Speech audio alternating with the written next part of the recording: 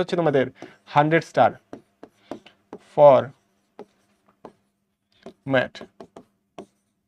100 star for math কেন? কারণ এখান থেকে আমাদের মেজরিটি প্রশ্নগুলো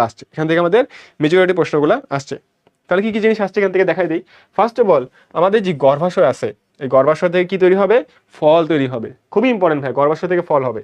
গর্ভাশয়ের প্রাচীর, তাহলে এরও যদি গর্ভাশয়ের ফল হয় তাহলে গর্ভাশয়ের প্রাচীর হবে ফল ত্বক, প্রাচীরটা হবে ফল ত্বক। ডিম্বকের ক আছে না, ডিম্বকের কটাকে যদি আমরা এইটা বাদ দিই, এখানে যদি আমরা একটা অংশ বাদ দিলে বতে বয়ের মতো দেখতে হবে, তাহলে ডিম্বকের ক দিয়ে মনে রাখবো বতে বীজ, ডিম্বকের ক দিয়ে মনে রাখবো বতে বীজ। আর যেখানে দেখবো যে ডাবল দেওয়া আছে, ডাবল প্লাস মানে লাল প্লাস হচ্ছে কমলা দেওয়া আছে, সেগুলো হচ্ছে মেডিকেলে ডাবল আসছে, ঠিক আছে, দুইবার আসছে। তো দেখো কত ইম্পর্টেন্ট যে ডিম্বক হচ্ছে বীজে পরিণত হয়, এটা মেডিকেলে দুইবার আসছে। তাহলে তুমি মনে রাখবা এরিয়া মার্কিং তো তোমরা জানো, এখন তো তোমরা অনেক স্মার্ট যে তোমরা জানো যে মেডিকেলে কোন জায়গা থেকে বেশি বেশি প্রশ্ন আসে, এরিয়া মার্কিং করে আমরা পড়ে। তাহলে এই জায়গাগুলোই হচ্ছে আমাদের এরিয়া মার্কিং এর পার্ট, ঠিক আছে। আচ্ছা কথা হচ্ছে যে আমাদের আচ্ছা বীজ বুঝলাম, ডিম্বকের বহিতক হচ্ছে টেস্ট, মনে রাখবা যে টেস্ট এক্সাম, কি বললাম টেস্ট এক্সাম, তাহলে টেস্টটা হচ্ছে এক্সাইন, আর টেগমেন হচ্ছে ইনটাইন, তার মানে ইনটাইন বললাম না একটু আগে আমরা পরাগরেণু, যে পরাগরেণু ছিল না আসলে ডিম্বকের, এটা মেইনলি পরাগরেণু না, ডিম্বকের বহিতক টেস্ট এক্সাম, টেস্টটা এক্সাইন, আর টেগমেন হচ্ছে ইনটাইন, তাহলে টেস্ট এক্সাম কি দিয়ে মনে রাখবো?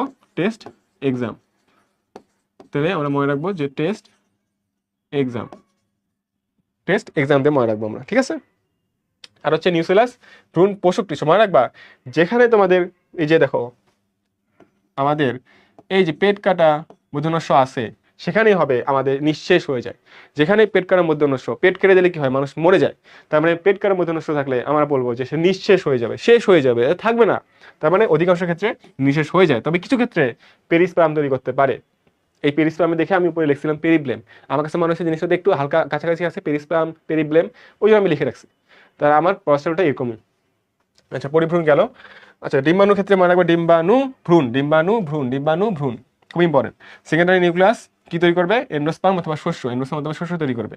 আর যেখানে দেখো পেট কাটা মধ্যনস্য যেখানে আছে সেখানে হচ্ছে নষ্ট হয়ে যাবে, নিঃশেষ হয়ে যাবে, থাকবে না ভাইয়া, তারপরে নষ্ট হয়ে যাবে। আবার দেখো অ্যান্টিবডার কোষ প্রতিবাদ কোষ আছে, কোষের তার মানে নষ্ট হয়ে যাবে।